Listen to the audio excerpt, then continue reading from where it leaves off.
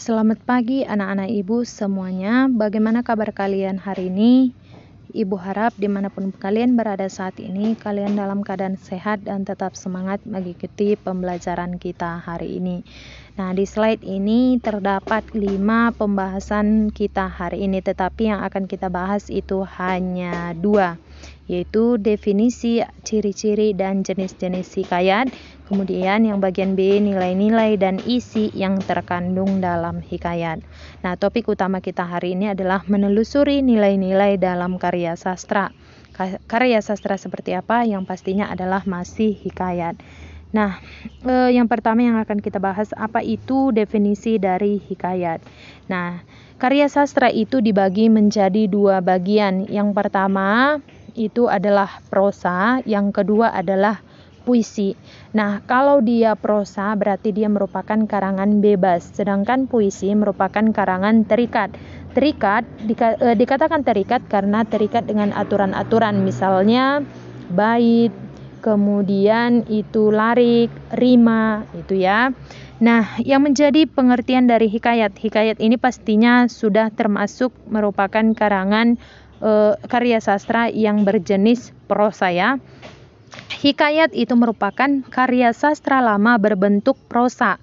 Prosa berarti karangan bebas yang mengisahkan kehidupan keluarga istana atau kaum bangsawan, orang-orang ternama, orang-orang suci di sekitar istana dengan segala kesaktian, keanehan, dan mukjizat tokoh utamanya.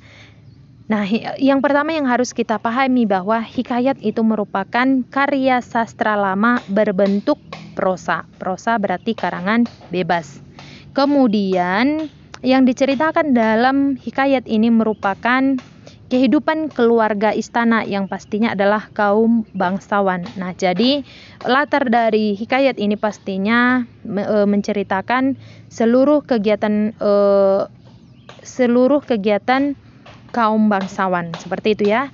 Nah, kemudian yang menjadi ciri-ciri dari hikayat, yang pertama anonim. Nah, jadi hikayat itu tidak tahu kita siapa pengarangnya. Kemudian bersifat statis. Kemudian menggunakan bahasa klais, bersifat didaktis.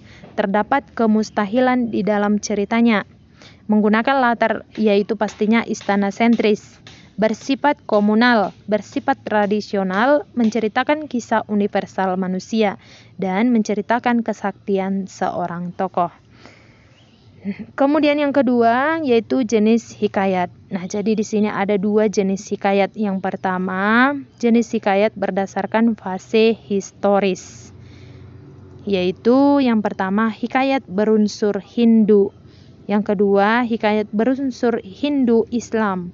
Dan hikayat berunsur Islam. Nah, contohnya sudah dibuat di sini ya, Nek ya.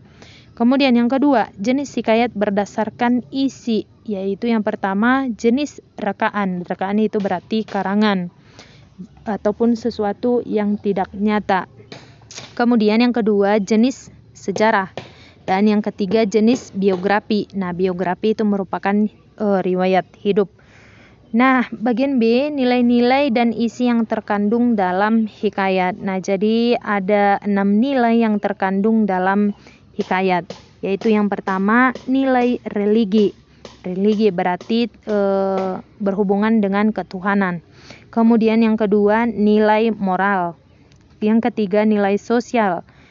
Yang keempat, nilai budaya. Yang kelima, nilai estetika. Estetika berarti yang berhubungan dengan seni. Yang keenam, nilai edukasi. Edukasi berarti pendidikan. Nah, jadi isi hikayat dapat diketahui dari unsur pembangun hikayat. Nah, jadi ada 2 unsur dari hikayat, yaitu unsur intrinsik dan ekstrinsik.